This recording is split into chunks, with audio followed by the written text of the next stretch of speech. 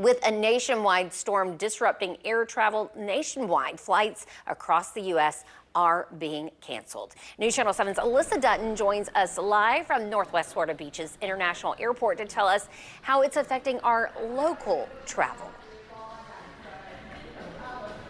Jess, that's right. I'm here at the airport and I've actually heard some travelers walking by discussing how their flights have been canceled due to winter conditions. And looking at flight boards around me, I see a couple delays.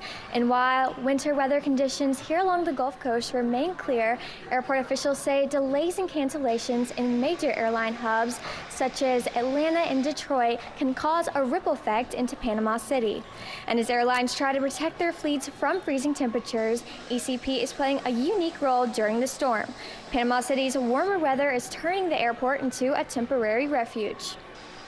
The airlines don't want their airplanes sitting in a frozen environment, so they'll bring them back where it's warmer. So a lot of the airports along the Gulf Coast and in the southeast United States that are not expected to be impacted by the storm have been approached to store airplanes. So you might see a lot of airplanes sitting around the airport this weekend.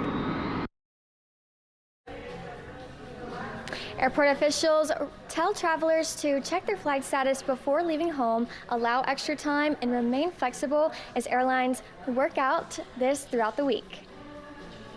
All right, thanks, Alyssa. And airport leaders say even if your flight is on time now, that could quickly change as the storm continues moving east.